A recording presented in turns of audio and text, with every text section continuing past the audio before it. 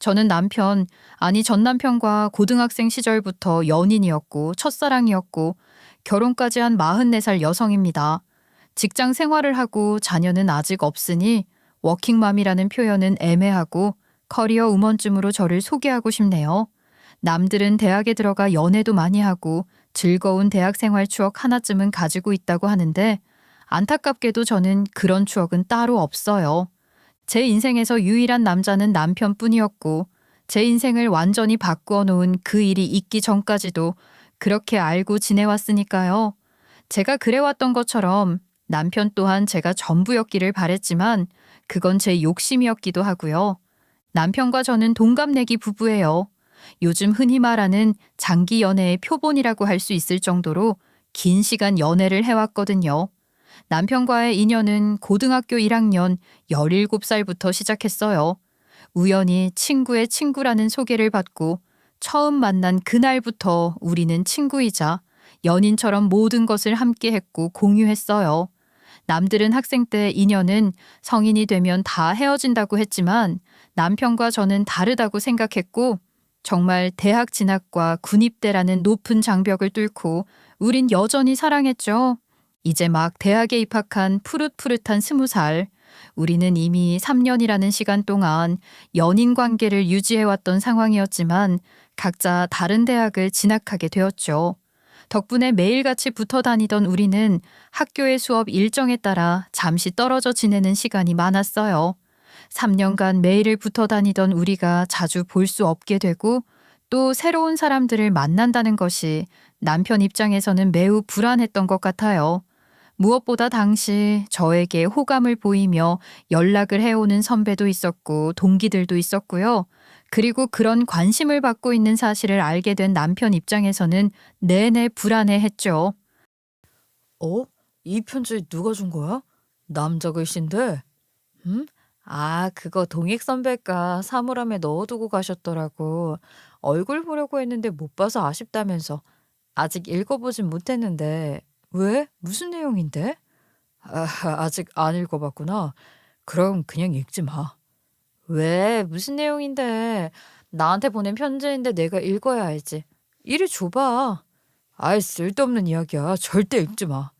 이리 줘. 이거 무례한 거야? 어머, 이 선배 나한테 호감 있나 봐.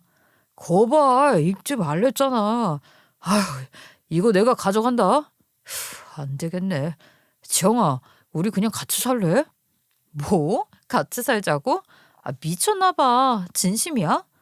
아니, 어차피 고등학교 때부터도 우리 엄마도 너희 엄마 아빠도 다 아는 인연이고 각자 자취하는 거 아는데 이렇게 자꾸 다른 남자애들이 추파 던지는 것도 싫단 말이야.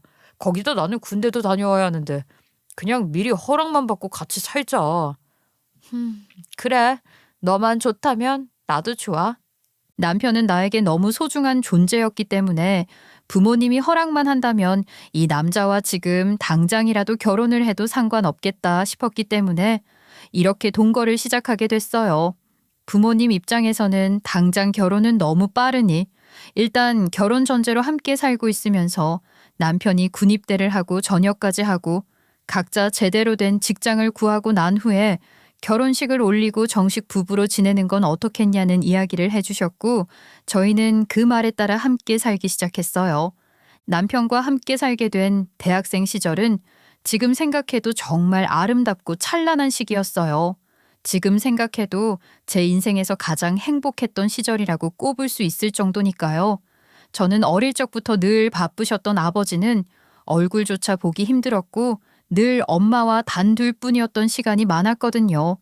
그래서인지 복작복작한 가족들이 함께 지내는 남편의 집 분위기가 좋았고 늘 저에게 아빠처럼 대해주는 남편에게도 큰 의지를 했던 것 같아요. 남편은 빠르게 저와의 미래를 만들어 나가려고 하는 마음으로 군입대를 서둘렀고 전역까지 마친 후에 대학 졸업과 동시에 취업에 성공했어요. 물론 저 역시 남편을 기다리며 무사히 대학 졸업을 했고 나름대로 좋은 직장에 취직을 했고요. 그렇게 양가 부모님들의 약속대로 순조롭게 결혼식을 하려 차근차근 준비를 해 나갔어요. 그런데 모든 것들이 너무 순조로웠는지 저에게 큰 시련이 갑작스럽게 찾아왔어요. 결혼식을 준비하는 과정에서 생긴 일이었어요. 결혼식에 입을 드레스 선택을 위해 엄마와 시어머니 그리고 남편과 함께 드레스 샵에서 만나 선택하기로 한 날, 엄마의 교통사고 소식과 함께 엄마를 잃게 되었어요. 제가 행복하게 드레스를 고르며 엄마를 기다리던 그 시간, 엄마는 오시는 길에 갑작스러운 교통사고를 당하셨고 응급실에 실려갔지만 결국 저를 두고 세상을 떠나시게 되었어요. 엄마의 마지막을 보지도 못한 채 잃게 된 저는 그날 이후로 제대로 된 사람 구실을 하지 못했습니다. 엄마의 장례식을 치른 후 일이 바쁜 아버지는 생업으로 뛰어드셨고 저는 혼자 엄마가 없는 집에 남아 밥도 먹지 않고 잠도 자지 않고 죄책감과 슬픔에 쌓여 지내고 있었어요. 사람도 만나고 싶지 않고 심리적 트라우마가 심했던 상황이라 당시 막 취업을 한 회사도 그만둔 채 말 그대로 폐인 생활을 하게 됐어요. 이제 세상에는 저를 지켜줄 수 있는 유일한 내 편이 없다고 생각하니 앞으로 살아갈 일이 막막하고 무서웠기도 했고요. 그때 저를 지켜주고 다시 살 수 있도록 해준 사람이 바로 남편과 시어머니였습니다. 고요했던 집 문이 열리면서 남편과 시어머니가 찾아왔어요.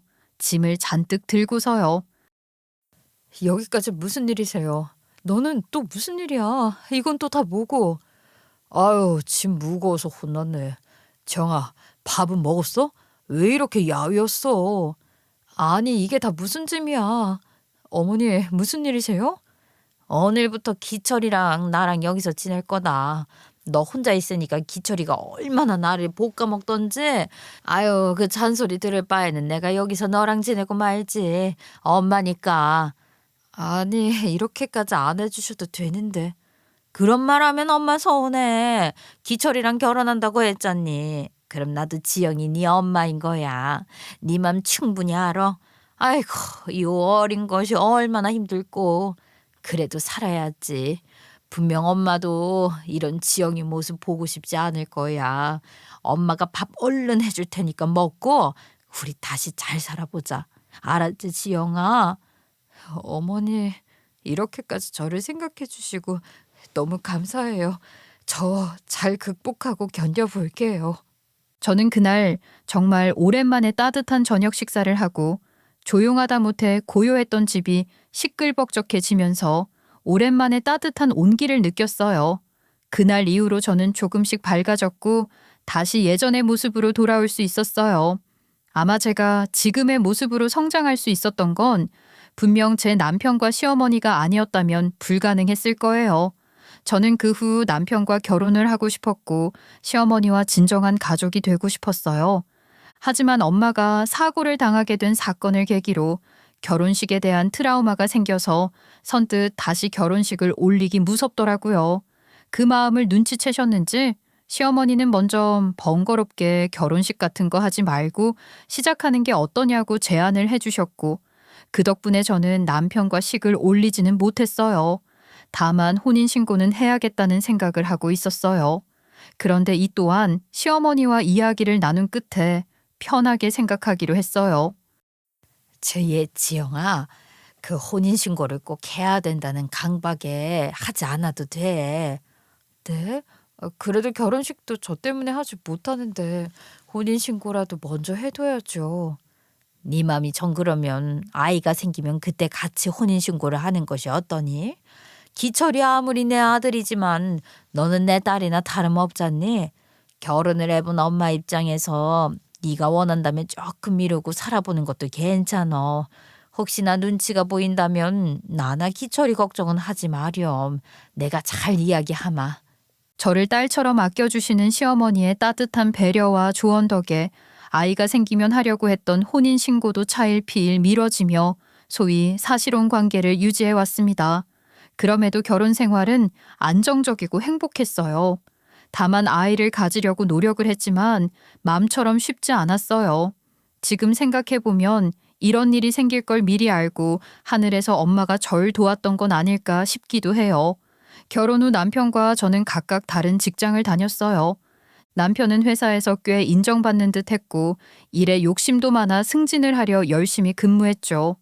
대학 졸업 후 입사한 기업에서 지금까지 쭉 근무를 해올 정도였으니 남편의 역량을 회사에서 충분히 알아준다고 생각했어요. 남편은 늘 그 회사에서 사장이라는 높은 직급까지 갈 거라고 포부처럼 이야기했고 저 또한 응원했어요. 그러던 어느 날 저녁을 먹던 남편은 다니던 회사를 그만두고 이직을 하겠다고 선언했어요. 나 지금 다니는 회사 그만두고 다른 곳 알아보려고. 어? 갑자기 왜? 자기 그 회사 애착 많았잖아. 사장까지 가는 게 목표라고 하기도 했고. 회사라는 게 다니다 보면 부조리도 보이고 안 맞으면 그만두는 거지 뭐. 그냥 자기도 알아야 할 것 같아서 미리미리 이야기하는 거야.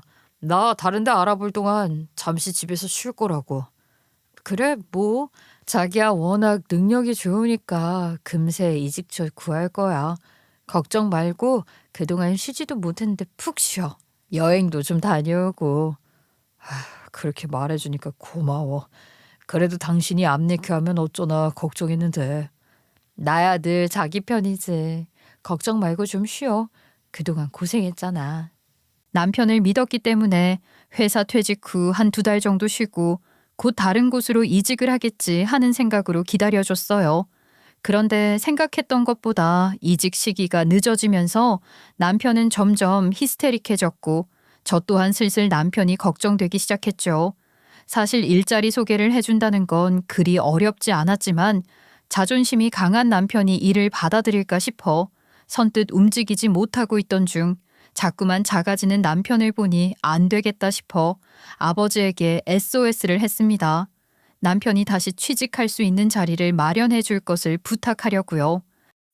아버지, 저 최서방 취직 자리 좀 알아봐줘요. 사내 녀석이 자기 직장은 알아서 해야지. 거도 마누라한테 부탁해. 아니, 나한테 최서방이 부탁한 거 아니야.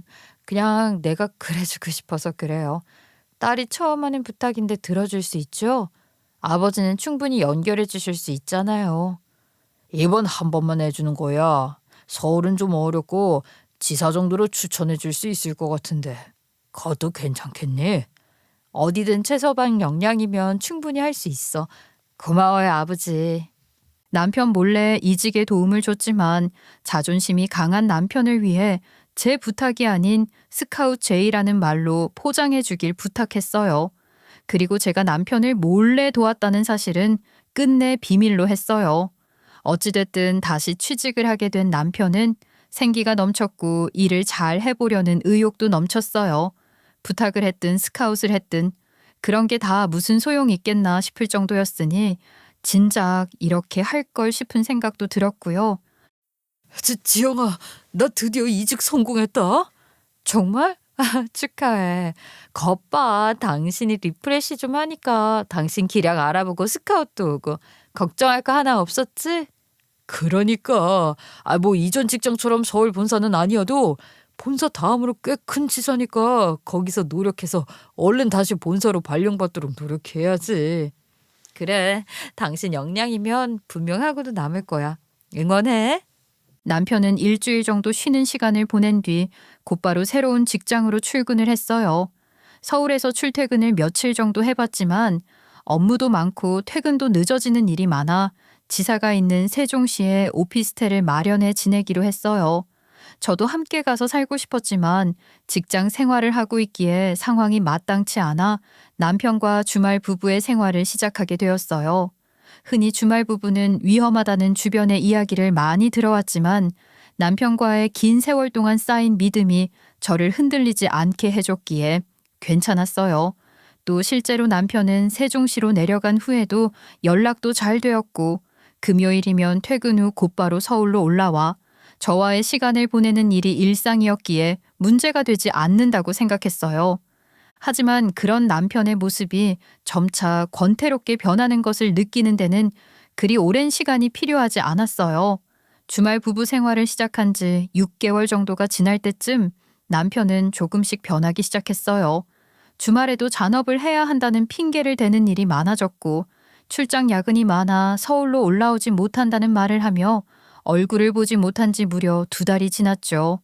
초반에는 일이 정말 많이 바쁜가 싶은 생각을 하며 넘겼지만 점차 연락의 빈도도 줄어들고 통화를 해도 퉁명스러운 남편의 태도에 어느 순간 불안한 감이 제 뇌리를 스치더라고요. 그러던 어느 날 우연히 남편과 퉁명스러운 통화를 마무리하던 중 미처 끊기지 않은 전화에서 여자 목소리가 나지막히 들렸어요. 분명 젊은 여성이었죠. 잘못 들었나 싶어 자동 녹음이 되는 휴대전화 기능을 통해 다시 들어봤지만 분명히 여자 목소리였어요. 가슴이 쿵 내려앉더군요. 지금 제가 하는 이 생각을 상상하기도 싫었지만 분명히 변한 태도에 내 눈으로 직접 확인을 해야만 마음이 놓일 것 같다는 생각을 했어요. 결심을 실행에 옮기기까지 며칠을 고민하고 또 고민했어요. 하지만 결국엔 제 눈으로 직접 확인하지 않으면 해결되지 않을 불안감이었기에 직접 가보기로 결심을 했습니다. 회사에는 반차를 낸 후 남편에게 알리지 않은 채 곧바로 남편의 오피스텔이 있는 세종시로 자동차 엑셀을 밟았어요. 비교적 근거리였기에 도착은 빨랐지만 막상 도착 후 남편의 오피스텔 문을 여는 게 너무 무섭고 두렵더라고요. 내 남편을 보러 오는 것인데 그게 이렇게 어려운 일인가 싶을 정도로 손이 떨어지지 않더군요. 남편이 나를 두고 절대 그럴 리 없다는 마지막 희망과 제발 나를 실망시키지 않았으면 하는 간절한 소망을 마음에 담고 오피스텔 비밀번호를 천천히 눌렀어요. 문은 저항 없이 열렸고 그 순간 제가 본 그 광경은 충격 그 자체였어요. 매일 일에 치여 밥 먹을 시간도 전화를 할 시간도 없다던 남편은 집에 있었고 그 옆에는 같은 회사 상사로 보이는 여성이 함께 있었어요. 둘이 이제 막 밥을 먹으려 했는지 집 안에서는 된장찌개 냄새가 은은하게 퍼지는 모습이 누가 봐도 신혼부부의 모습이더라고요. 기가 막혀서 말이 안 나왔어요. 이런 광경을 보면 나도 모르게 소리를 치며 화를 낼 것 같았는데 막상 이 상황을 직면하니 어떤 말도 나오지 않더군요. 뭐야 당신 어떻게 왔어? 아니 왜 왔어? 누구? 아, 그 같이 산다는 여자? 뭐? 같이 산다던 여자? 그럼 당신도 뭐 여기서 같이 사는 여자야? 아, 어이가 없어서. 야, 너 왜 허락도 없이 남의 집에 들어와? 이렇게 함부로 들어오는 거 엄연한 주거 침입이야. 프라이버시도 몰라? 일단 나가. 은주 씨 당황스럽잖아. 뭐? 야, 최기철. 너 지금 바람 피우고 걸린 건 너야. 그리고 저 여자는 상관여고. 누가 누구를 피해줬다는 거야? 지금 당신 둘이 나한테 사과해야 하는 거 아니야? 이봐요, 당신. 당신은 이 남자가 유부남인 거 몰랐어? 나이도 있는 것 같은데 상간녀 소리 듣고 싶어요? 너 말 웃기게 한다. 우리가 언제 부부였다고 여기까지 쫓아와서 바람을 우는 애. 진짜 경찰 부르기 전에 빨리 나가. 나가라고 경고했어. 뭐? 당신 아무리 미쳐도 그렇게 말하면 안 되지. 부부가 아니라니? 지금 바람을 피워놓고 부부가 아니라는 소리까지 해? 남편의 어이없는 말에 기가 차 소리를 지르는 나를 힘으로 밀어내더군요. 상간녀는 남편 뒤에 딱 숨어서 어떤 말도 하지 않았지만 이미 눈빛으로 네가 졌다는 우월감을 나타내며 저를 멸시했습니다. 남편의 센 힘을 이기지 못해 어쩔 수 없이 쫓겨나왔고 문은 닫혔죠. 순간적으로 흥분을 하니 증거를 모으기 위해 사진을 찍느니 하는 건 생각할 겨를도 없더라고요. 그냥 충격적인 광경을 눈으로 보고 어떻게 해보지도 못한 채 쫓겨났어요. 그 후로도 한동안 멍하게 그곳에서 한참을 서 있다가 나만 손해인 것 같다는 생각에 서울로 돌아왔습니다. 돌아오는 길에 운전이 안 될 정도로 눈물이 흐르는데 멈출 수가 없더라고요. 집에 도착한 차 안에서 한층 초연해진 모습으로 이 상황을 어떻게 해결해야 할까 고민하고 또 고민했어요. 나를 배신한 남편과 당장이라도 헤어지고 싶지만 그 순간 머리에 떠오르는 한 사람이 있었어요.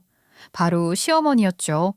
이 사실을 말하면 안 되는 사람이라는 걸 알면서도 어디에도 말할 수 없는 이야기를 할 수 있는 사람은 시어머니뿐이었기에 울면서 전화를 걸었어요. 지영아, 무슨 일이니? 엄마, 너 우니? 예, 무슨 일이야? 무슨 일인데 그래? 지영아, 울지 말고 천천히 말을 해봐. 어머니, 기철이가, 기철이가. 저는 시어머니에게 당신의 아들이 바람이 났다는 사실을 울며 하소연했어요. 물론 자신의 아들 편에 설 것이라고 생각했지만 그래도 말할 곳은 여기뿐이었어요. 엄마도 없고 바쁜 아버지에게 지금 이 상황을 이야기했다간 일이 더 커질 것이 뻔했고 결국 떠오르는 건 시어머니뿐이더라고요. 거의 자포자기 심정으로 이야기를 했는데 제 이야기를 모두 들으신 시어머니는 의외의 이야기를 해주셨어요. 지영아, 너 잘 들어. 기철이 내 아들놈이지만 너도 내 딸이나 다름없어. 그러니까 너 하고 싶은 대로 해. 기철이 그 녀석 너한테 벌어져도 할 말 없구나. 내가 정말 미안하다. 너 이렇게 속상하게 해서 미안해. 어머니, 정말 제가 그렇게 해도 어머니 저 안 미워하시겠어요? 그럼 너 알지. 기철이는 기철이고 너랑 나는 또 다르다는 거. 그러니까 내가 걸린다면 내 걱정하지 말고 너 하고 싶은 대로 하렴. 마음에 걸렸던 부분들을 너무 잘 알고 내가 혹시라도 후회하는 선택을 하지 않게 시어머니는 제 편에서 엄마처럼 이야기를 해주셨어요. 그 말을 듣고 난 후 제대로 결심했습니다. 남편과 이혼하기로. 마음을 먹은 후 곧바로 변호사를 찾아가 상담을 받았고 상담 결과 사실혼 부부관계로 오랜 시간을 지내왔기에 이혼이라는 절차는 필요하지 않으나 그 남편의 외도로 인한 위자료 청구 그리고 재산 분할에 대해서는 진행을 해볼 수 있다는 답변을 받았어요. 저는 지체하지 않고 바로 소송을 제기했습니다. 이런 경우 사실혼 관계임을 먼저 명확하게 입증해야 하기에 주변 지인들을 통한 사실 확인서를 작성해 증거로 제출을 했고 남편의 유책 사유로 인한 혼인관계 해소를 이유로 소송을 진행했어요. 당연히 저에게 유리한 결과로 이어질 것이라고 예상했기에 적극적으로 진행했어요.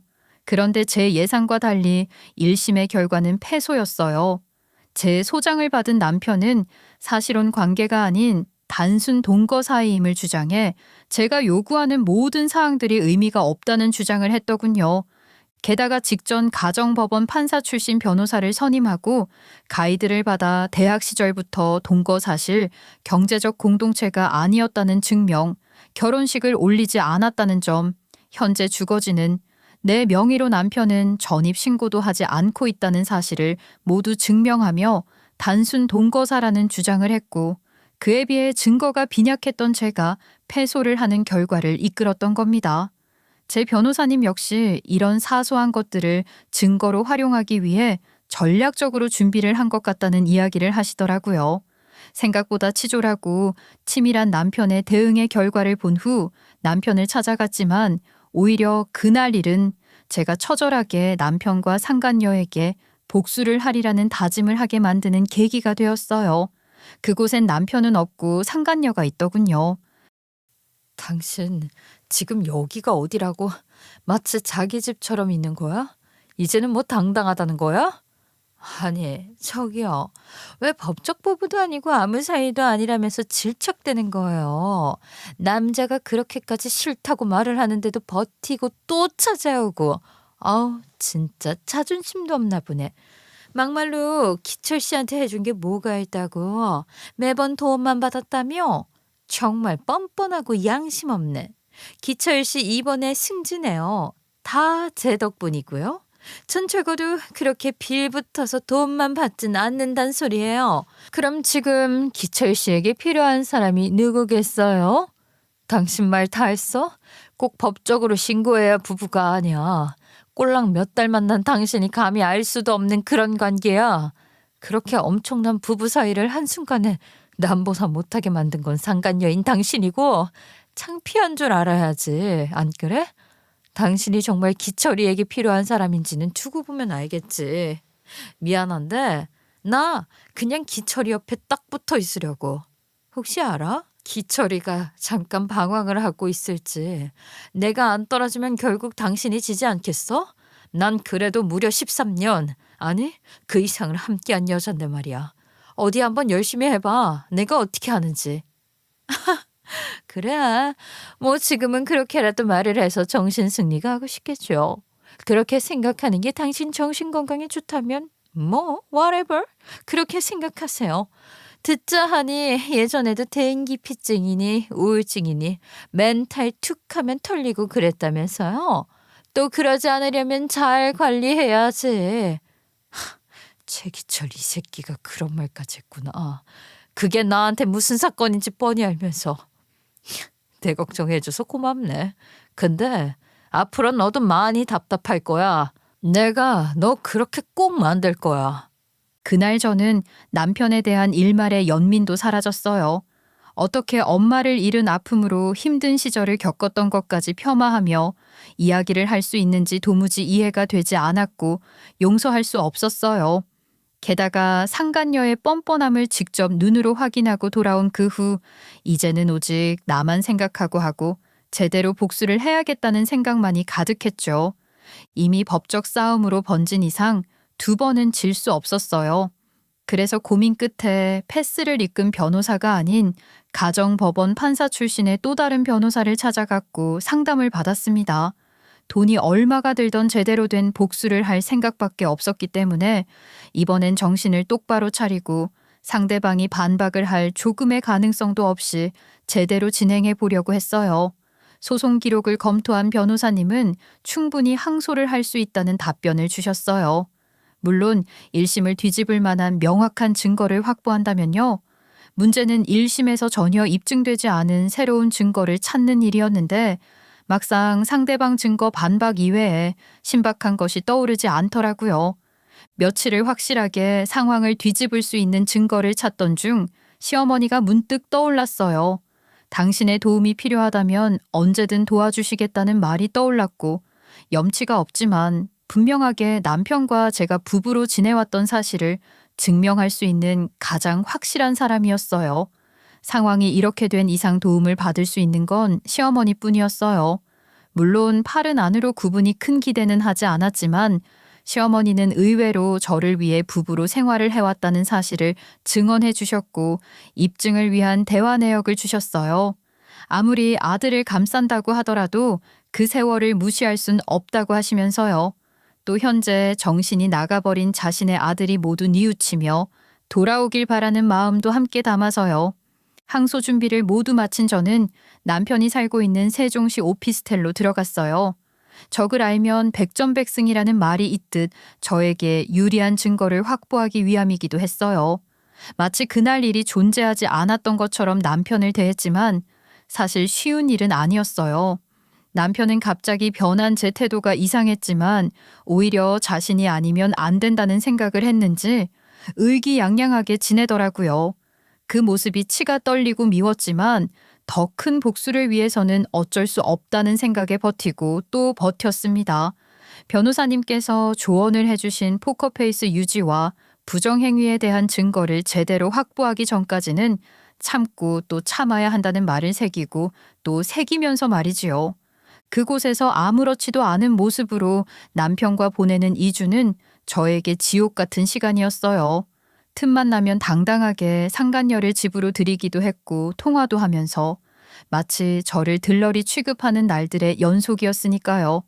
물론 그런 모습이 남편을 사랑해서거나 혹은 아직도 남은 질투심 같은 하찮은 감정 때문은 아니었어요.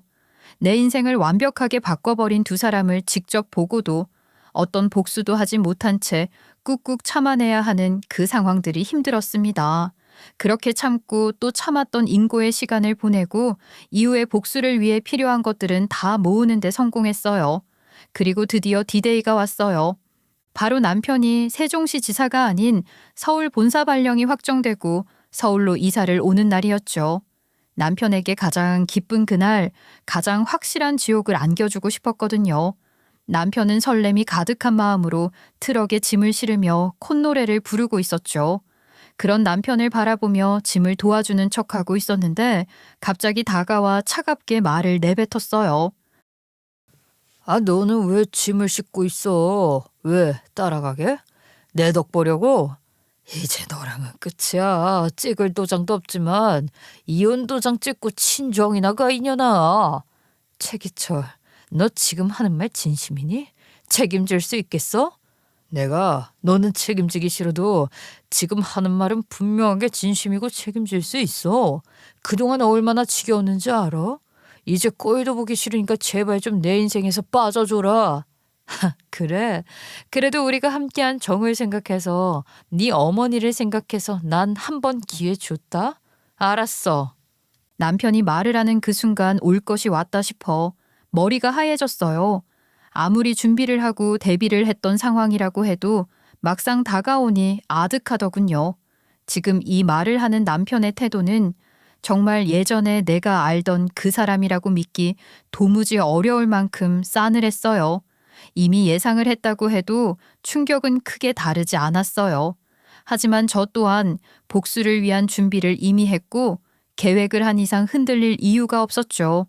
저는 곧바로 남편을 완벽하게 보내버릴 저만의 계획을 고민 없이 시작했어요. 남편은 내 상처는 안중에도 없다는 듯 비수를 꽂는 말을 해댔고 그 대화의 끝에 남편을 바라보며 전화 한 통을 걸었어요. 여보세요. 아빠, 저예요. 김서방 그 새끼 그냥 잘라버려요. 너 지금 뭐하냐? 이제 완전히 남이라니까 뭐 쇼하냐? 쇼? 그럴 수도 있겠네. 내가 당신한테 주는 마지막 선물이니까 잘 받아봐. 뭐라는 거야? 아, 시간 끌지 말고 빨리 사라져. 남편의 마지막을 듣고 비웃으며 저는 뒤도 돌아보지 않고 제 자동차에 탔고 서울로 향했습니다. 그리고 얼마 지나지 않아 백미러로 보이는 남편은 누군가의 전화를 받는 듯 했어요. 그리고는 바닥에 주저앉아버리는 모습을 마지막으로 더 이상 남편을 쳐다보지 않았어요. 지금 남편이 어떤 전화를 받았을지 그리고 어떤 상황으로 인해 주저앉았는지 모두 다 제 계획 안에 있는 일이었으니까요. 제가 서울로 떠나는 운전을 한 지 5분도 되지 않아 제 휴대전화가 울렸어요. 남편이었죠. 아니, 전 남편이라고 해야 할까요? 어차피 법적 부부도 아니라 서로의 의사만으로도 이혼이 가능하다고 하더라고요. 태연하게 전화를 받았습니다. 친정이나 가버리라더니 5분도 안 돼서 마음이 바뀌었니? 너 아까 한 말 뭐야? 뭐 알고 있는 거야? 내가 본사 발령 나자마자 잘린 거 너도 알고 있는 거냐고. 그러니까 내가 아까 그 말 진심이냐고 책임질 수 있냐고 친절하게 물어봤잖아. 그렇다고 답한 건 당신일 텐데. 너 무슨 수작 부렸어? 아, 이렇게 부당하게 나 자르는 거 이거 불법이야. 내가 너 가만둘 것 같아? 수작? 이게 수작인가?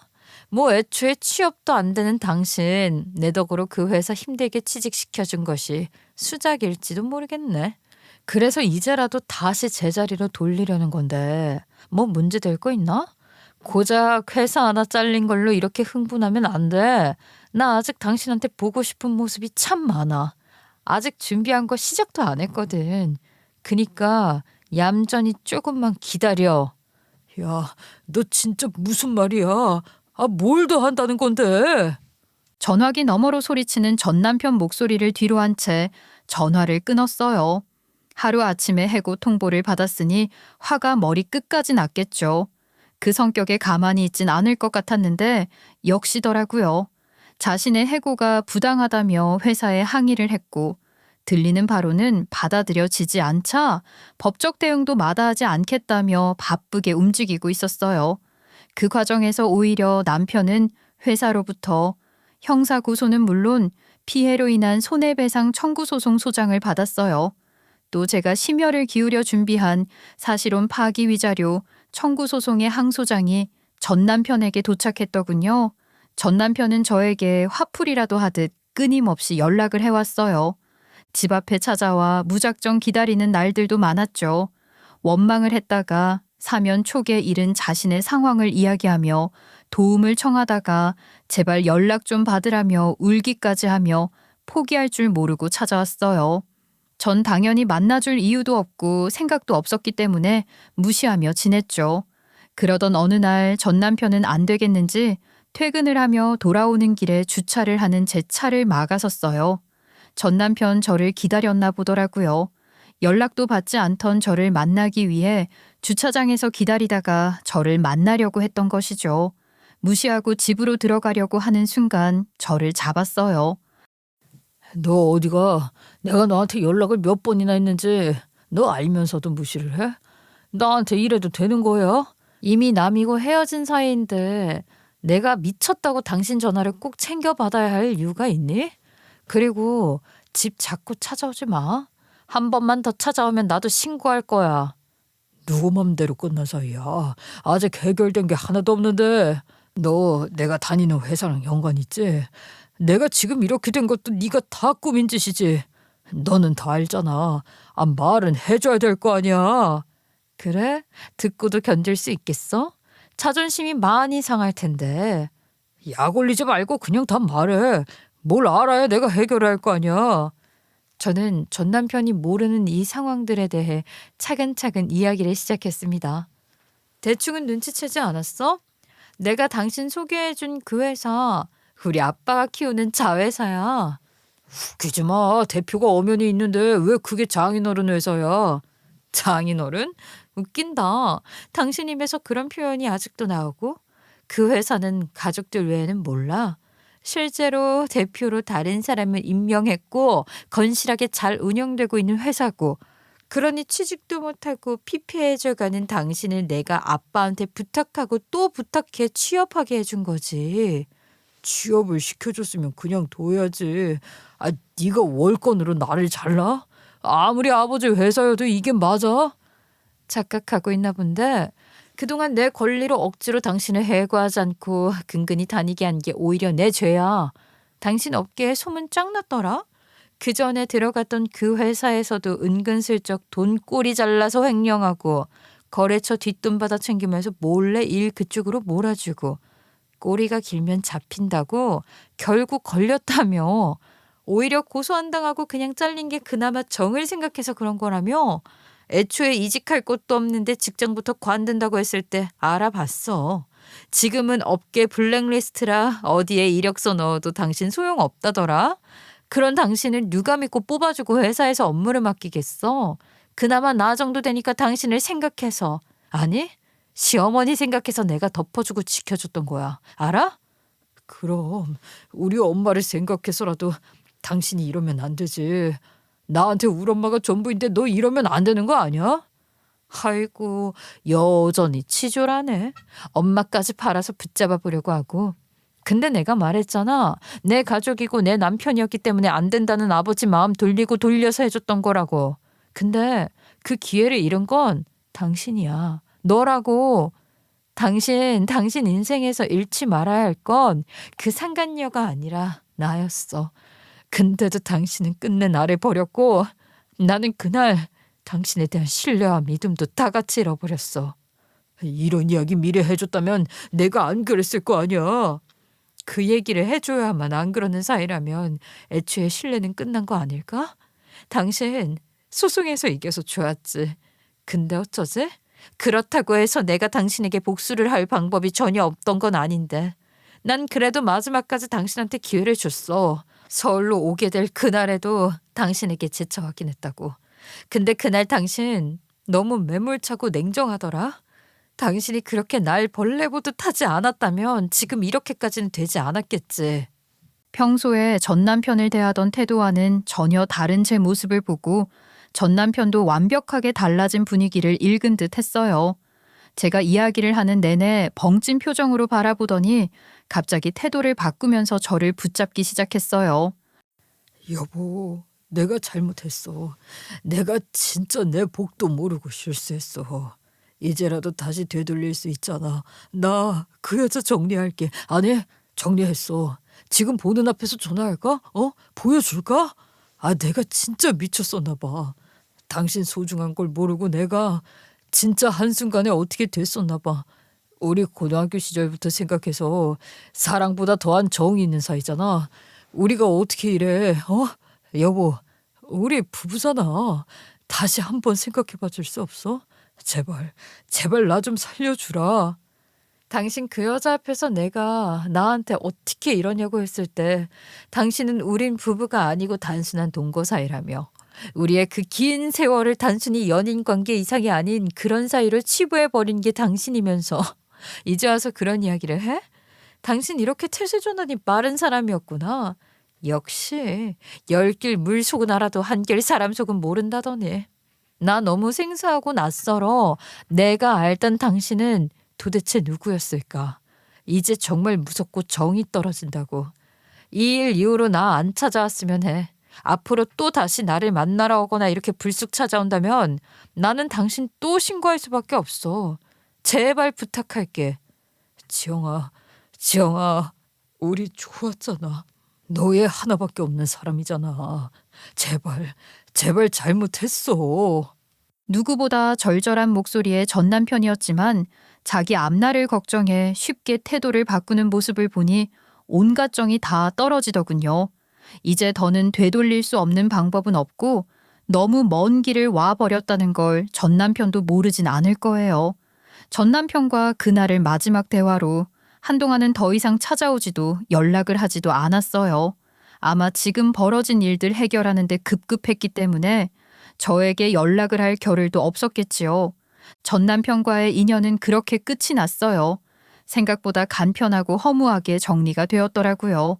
고등학교 1학년 처음 만나 풋풋한 연인으로 발전했고 또 시어머니와 전 남편까지 저에게 따뜻한 가족의 정까지 알려줬던 전 남편의 배신을 알게 된 순간 저 역시 힘들었어요. 하지만 오히려 완벽하게 차가워진 전 남편의 모습을 보니 오히려 정리가 쉽게 되더라고요. 그날 이후 전 남편의 삶은 산산이 조각나게 되었어요. 본사 발령을 받았던 그날 자신의 자리에 한 번을 앉아보지 못한 채 남편은 해고를 당했어요. 해고의 부당함을 따지기 위해 항의를 하던 중 오히려 회사로부터 손해배상 청구 소송과 함께 횡령 혐의를 이유로 형사 고소를 당하게 되었죠. 불과 몇 개월 정도 근무를 했던 상황에서 생각보다 많은 돈을 횡령했고 뒷돈 거래를 하며 업체를 독점하는 등 말도 안 되는 부조리를 많이 해왔다고 하더군요. 사실 아버지는 전 남편의 이런 상황을 이미 다 알고 계셨어요. 아버지 역시 바쁜 생활을 하면서 잘 챙겨주지 못했던 딸을 지켜준 사위였기 때문에 어느 정도 흐린 눈을 하며 모른 척 해줬지만 이 모든 사실을 알게 된 이상 더는 눈 감아줄 이유가 없었고요. 그렇게 전 남편은 하루아침에 완벽하게 무너지게 됐어요. 이에 더해 저는 사실혼 파기, 손해배상 청구 소송의 1심 패소안에 대해 유능한 변호사님과 다시 항소를 시작했습니다. 전 남편은 소장을 받게 되자마자 저에게 연락을 하기 시작했어요. 이미 끝난 사이고 애초에 부부도 아닌데 항소까지 해야 했어? 좋은 말로 할 때 취하해. 내가 받아들일 수 없으니까 항소했는데 어디다 대고 취하를 하라 말아야. 당신이나 잘 방어해. 야, 너는 그렇게 나랑 부부였기를 바라냐? 너는 모를지 몰라도 나는 그 세월 동안 진심이었고 그래서 정말 부부라고 인정받아야겠어. 그러니까 열심히 방어를 하라고. 아, 그리고 상간녀, 그 상간녀도 곧 준비하라고 해. 알아보니 우리가 사실혼 부부로 인정받으면 내가 그 여자한테 드디어 상간자 소송할 수 있다더라. 나한테 와이프도 아닌 여자가 왜 저렇게 설쳐댔냐는 식으로 이야기를 했었지. 그래, 기다리라 그래. 정말 와이프였던 여자가 돼서 제대로 한번 설쳐보려니까. 야, 너 정말? 아, 맞다. 지금 형사고소 당했으니까 처벌도 받으랴 소송도 대응하랴 바쁘겠더라. 만약 당신 감옥 가서 돈 못 주게 되더라도 내 위자료 떼어먹을 생각하지 마. 내가 지구 끝까지 쫓아다닐 거니까 준비해. 그야말로 최악의 상황을 맞이한 전 남편은 지푸라기라도 잡는 심정으로 저에게 연락해 마음을 돌리려 했지만 소용없었죠. 이제는 저와 상관이 없는 사람이었으니까요. 항소는 생각보다 쉽게 풀렸어요. 시어머니가 해주신 증언과 부부라는 사실에 대한 증언은 1심 판결을 완벽하게 뒤집을 수 있는 결정적 증거가 됐고 결국에는 끝내 승소의 판결을 받게 되었어요. 이제야 13년의 결혼 생활이 단순한 동거가 아니었다는 사실을 공식적으로 인정받는 것 같아 매우 기뻤고 후련했어요. 하지만 여기서 끝이 아니기에 판결문을 토대로 바로 상간자 소송을 진행했답니다. 상간자 소송을 제기하기 위해서는 상간녀에 대한 정보가 필요했는데 아는 것이라고는 전 남편 휴대전화 속 전화번호밖에는 없더라고요. 이 정보만으로는 소송이 어려울 건 아닐까 걱정을 했는데 다행히 이름과 전화번호만으로도 소송 청구가 가능하다는 희망적인 이야기를 들었어요. 증거는 이미 두 사람의 내연 관계를 잘 알면서도 참고 지냈던 그 시기에 충분히 확보를 해두었기 때문에 소송을 시작해 그에 대한 책임을 묻는 일만 남았죠. 이 또한 지체하지 않고 빠르게 진행했고 얼마 지나지 않아 상간녀가 제 소장을 받았는지 만나고 싶다는 연락을 해왔어요. 만나고 싶지 않다는 생각을 했지만 제대로 한 방 먹이고 싶다는 생각에 약속을 잡고 만났어요. 얼굴이 많이 안 좋아 보이네. 지금 장난해요? 왜 소장을 보낸 거예요? 장난이라니. 내 전 남편이랑 바람 났고 그래서 난 이혼했고 그럼 당신 상간녀 아니야? 그러니까 법대로 했지. 아니, 법적 부부도 아니었잖아요. 당신도 인정해놓고 이러면 안 되지. 아이씨, 그래서 부부라고 법대로 인정받았잖아. 내가 당신한테 상간자 소송하고 싶어서 이 판결 얼마나 기다렸는데. 그리고 나 이미 기철 씨랑 헤어진 지 오래예요. 헤어졌는데 왜 이제 와서 사람을 상간녀 만들어? 알아요. 그 사람 지금 뭐 누구 만날 여력이 없겠지. 아니, 당신이 원하는 남성상이 아니라 버렸나? 아, 몰라. 그건 알 바 아니고. 이 봐요. 아무리 과거 일이라고 해도 그게 없던 일이 돼요? 사람 가슴에 대못 박아놓고 이렇게 평범하게 잘 살던 가정 산산이 조각내놓고 당신은 지난 일이니 그냥 넘겨달라 뭐 이딴 말이 나오냐고. 당신도 나만큼은 아니어도 똑같이 고통받고 똑같이 스트레스 받아봐요. 소송 대응 잘하시고. 아니, 두 사람 싸움에 내가 낀 것뿐인데 왜 나한테까지 이러냐고요. 나 곧 결혼해요. 이런 일 생기면 나한테 곤란하다고. 아, 결혼해요? 그럼 그 전에 잘 막아봐요. 혹시 상대가 알면 그 결혼도 나처럼 될지 모르잖아. 그죠? 잘못한 만큼 책임은 알아서 지시고 성숙한 어른인데 자기가 한 행동에 책임은 져야죠. 상간녀는 이미 전 남편과 헤어지고 다른 남자를 만나 결혼을 앞두고 있다고 하더라고요. 황당하더라고요.